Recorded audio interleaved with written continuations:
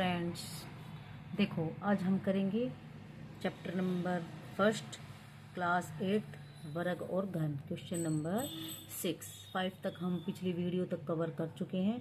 Question number 6 देखो क्या कह रहा है। वह छोटी से छोटी संख्या ज्ञात कीजिए जिसे इससे गुणा करने पर पूर्ण वर्ग प्राप्त हो और प्राप्त गुणनफल का वर्गमूल भी ज्ञात कीजिए। यानी हमें एक ऐसा नंबर फाइंड आउट करना है, जब हम उस नंबर की इससे मल्टीप्लाई कर दें तो जो आंसर आएगा वो एक पूर्ण वर्ग बन जाए। यानी जो आंसर आएगा उसके क्या बन जाए, पेयर कंप्लीट बन जाए, कोई भी नंबर छूटे ना।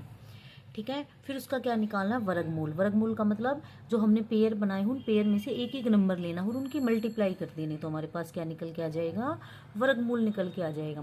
तो पहले चलो इसके हम अभाज्य गुणनखंड बनाते हैं। यहाँ देखो 9408 के अभाज्य गुणनखंड बनाते हैं। यानी पहले ये किससे भाग जाएगा, 2 से। कैसे पता चलेगा, 2 से वो नंबर डिवाइड होते हैं जिनके लास्ट में 0, 2, 4, 6, 8। अगर इनमें से कोई नंबर है तो वो 2 से डिवाइड हो जाएगा, 2 से विभाजित हो जाएगा। तो हमें दिख रहा है यहाँ पर 8 है, तो इस पूरे नंबर को हम 2 से क्या कर देंगे, भाग कर देंगे। भाग डिवाइड करने के बाद जो आंसर आएगा उसको यहाँ लिख देंगे।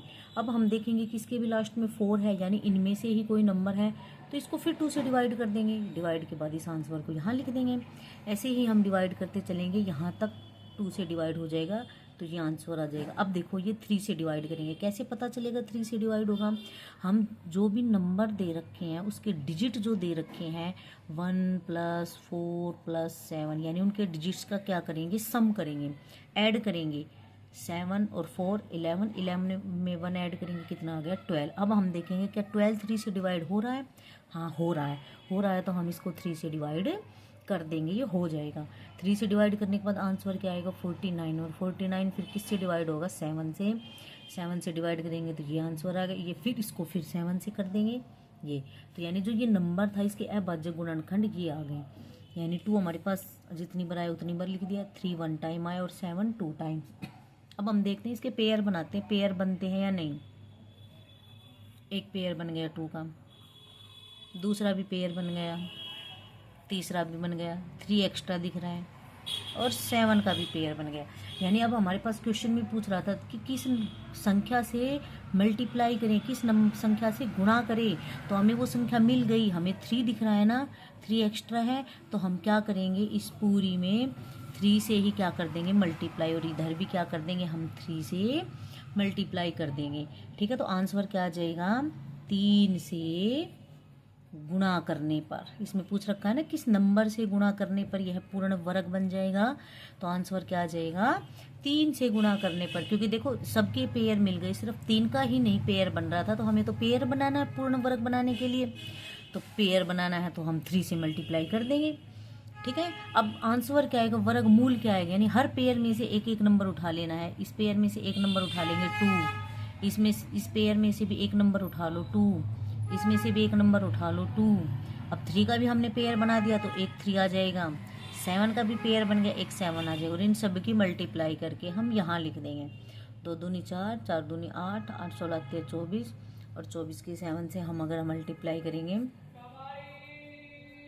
यानी कितना आ जाएगा, 168।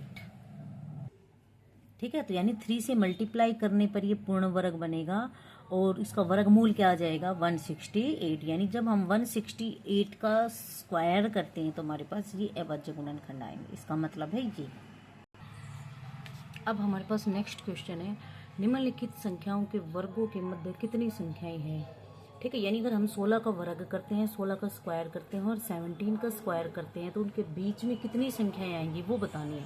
ऐसे ही जब हम 99 का स्क्वायर करते हैं, जो आंसर आएगा स्क्वायर करने के बाद, या 100 का स्क्वायर करते हैं, जो आंसर आएगा उनके बीच में कितनी संख्याएं।